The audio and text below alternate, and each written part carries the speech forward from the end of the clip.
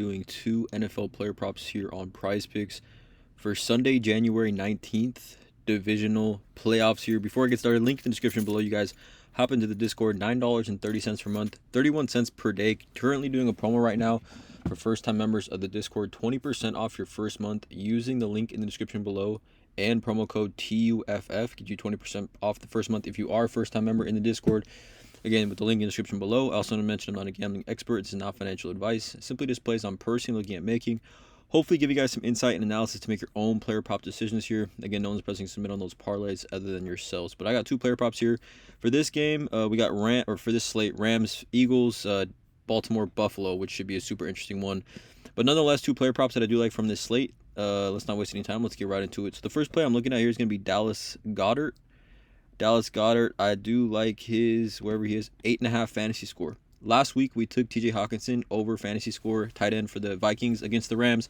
And I'm kind of going with the same sort of mindset here. They've just been getting torched by tight ends as of late. But Dallas Goedert on the season is over in 7 of his last 11 games, averaging 10.75 fantasy points on the season, right? So he has a pretty strong hit rate if you take away these first 2 games of the year as well.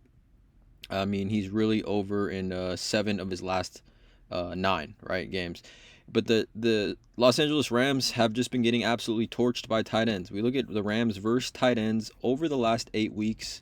They are allowing the most fantasy points in the NFL. 10.3 fantasy points per game they are allowing to the tight end position. We look at tight ends fantasy score game log. This season versus the Rams, we just saw Johnny Munt, TJ Hawkinson both have at least 4.8, but TJ Hawkinson had 17.4 during the regular season. Noah Fant, AJ Barner both had 14 plus. Trey McBride 30.3, Tyler Conklin 10.9, and George Kittle down here 10.1. So you can see here, I mean, literally 1, 2, 3, 4, 5 straight games the Rams have allowed a tight end to have at least 10 fantasy points. We get Dallas Goedert here at 8.5. I think it's a really good spot for him. We look at some odds for Dallas Goedert here as well, which again, odds obviously correlate to fantasy score. Over receptions, minus 130 on Bet365, down here minus 140 on FanDuel to get 4 catches. If we look at Dallas Goedert this season with 4 catches, he is over this line in every single game, over this line in 5 of 7 games this season.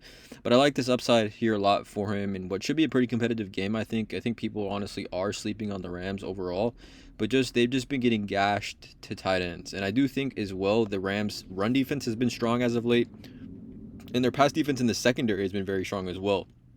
And the tight end position has really been a vulnerable spot. And Dallas Goedert, you can see here, over the last couple of weeks, has seen 6+ targets in his last 2 games, right? Ending the season against the Giants with 6, and then the wild card game, he had 6 targets, 4 catches, 47 yards, and a touchdown, 14.7 PPR fantasy points. So again, just a ton of upside for Dallas Goedert in this one. Not overthinking. 8.5 is a little bit too low in my opinion. Last week we took TJ Hawkinson, like I said, at 10.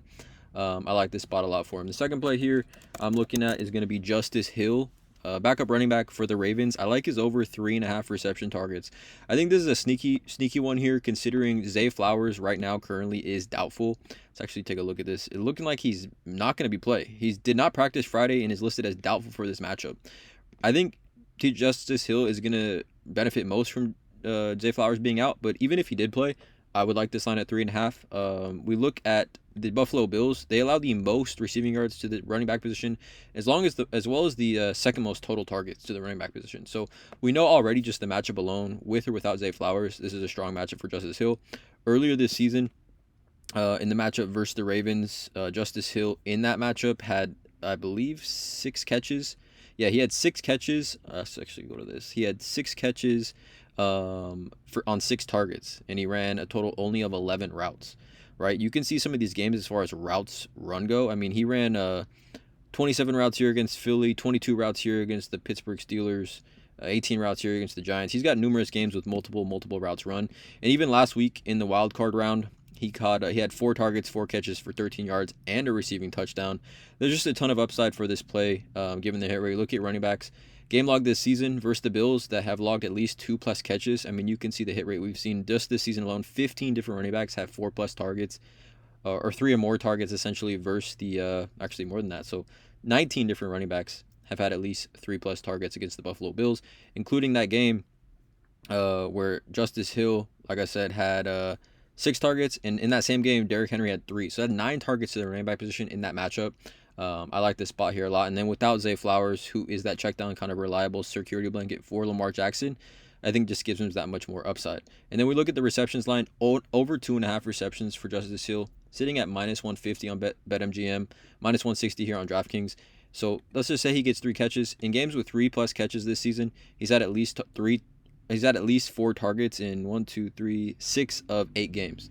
So I'll take that type of upside. I'll take that type of floor as well for Justice Hill in this one. He should see the floor quite a bit. I mean, in that wild card game, he did, play 29% of snaps. So this is an offense where he does get touches, he does get snaps, and this offense is not just dominated completely by Derrick Henry. And pretty much anytime there's a passing down, Justice Hill is on the field, right? Derrick Henry, I think if we look at Derrick Henry, let's actually look at Derrick Henry. So I was going to play Derrick Henry's RR yards. That might be in the Discord later this weekend. But Derrick Henry's targets this season with Justice Hill, like if you just take when he plays with Justice Hill, right? I mean, he just doesn't see a ton of targets, right? Numerous games, only has at least over, 1.5 targets, 2+ targets in 4 of 16 games. But if we look over at Justice Hill, receptions line without Zay Flowers, I don't know how many games he's played without Zay Flowers, doubtful. He saw 4 catches in that single game without Zay Flowers, 4 catches, which is obviously going to be more targets for him. 4 catches on, let's actually see real quick, without Zay Flowers. Trying to do this in one shot for you guys. Without Zay Flowers in the single game, 4 catches, 4 targets against the Steelers. So I like this spot. The best possible matchup without Zay Flowers. Justice Hill over 3.5 reception targets. 2 player props for this YouTube video. Yeah, NFL Sunday Divisional round. Please drop a like on this video, you guys. Hit the subscribe button, and as always, have a great day. Let's cash.